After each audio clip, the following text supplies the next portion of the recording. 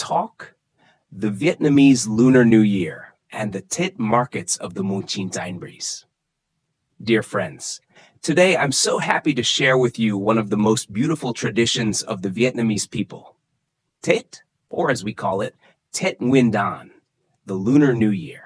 It's the biggest, most sacred, and also the most joyful holiday of the year in Vietnam. The spirit of Tet, when heaven and earth meet. Vietnamese Lunar New Year comes in early spring, usually between late January and early February on the Western calendar. According to the lunar calendar, it marks the very first day of the new year, the time when winter ends and spring begins, a symbol of rebirth and new beginnings.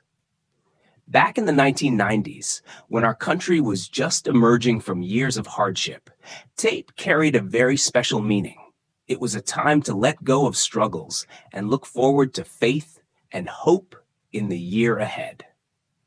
The joyful preparations. Tet arrives in every alley. As Tet approached, every street, every house came alive. Adults cleaned and repainted their homes. Children eagerly waited for new clothes and red envelopes filled with lucky money. The Tet market was an inseparable part of the season, full of flower stalls, kumquat trees, bright pink peach blossoms, and the cheerful voices of buyers and sellers that made it feel like spring had already arrived. The Tet market, the soul of spring. Back then, Vietnam didn't have supermarkets or shopping malls. When Tet came, local village and town markets suddenly burst with life. People used to joke, "Tet begins in the market." And it was true.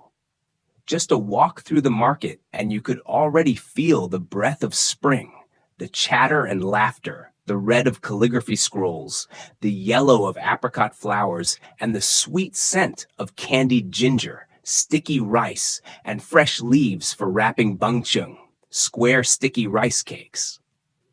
In the 1990s, when life was still modest, the Tet market was not just a place to buy and sell, but a place to share joy and hope for a better, fuller year to come.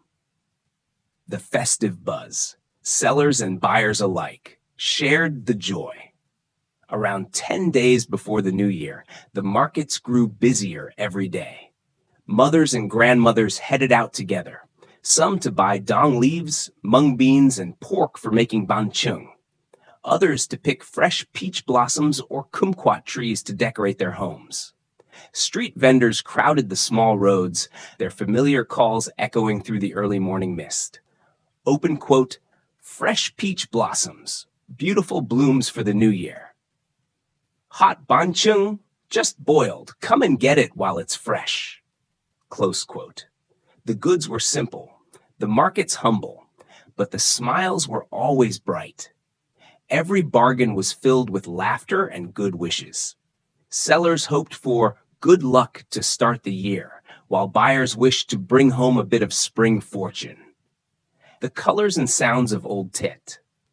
I can still picture those bright red stalls selling calligraphy, paper decorations, and red envelopes. Children were fascinated by glass jars full of candy, peanut brittle, and chewy sweets, while adults carefully chose tea, rice wine, or cigarettes as gifts for parents and elders. From the loudspeakers on the streets came familiar songs like Open Quote, "Ngày Tet Que Em Rộn Ràng," "Our Village Tet is Bustling," and "Mùa Xuân ơi, ta chúc nhau năm mới." "Oh, springtime, we wish each other a happy new year." Close quote.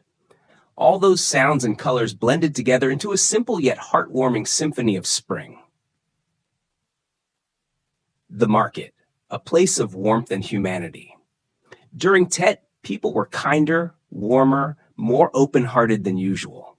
Neighbors greeted each other with smiles, those returning from far away brought gifts from home, and many people came to the market not to buy, but simply to feel Tet, to hear the sounds, breathe in the scents, and remember that they still belonged here, no matter how hard life was. For Vietnamese people, the Tet market wasn't just an exchange of goods, it was an exchange of feelings, a place of connection and compassion that no amount of money could buy. The mark of renewal. The 1990s and the era of Doi Moi.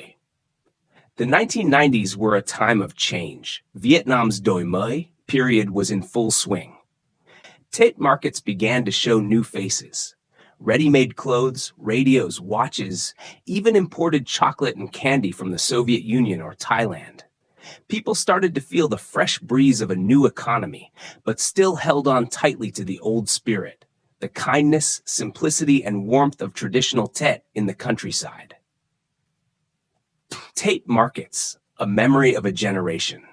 Today, life is far more modern. We have supermarkets, online shopping, and bright city lights everywhere.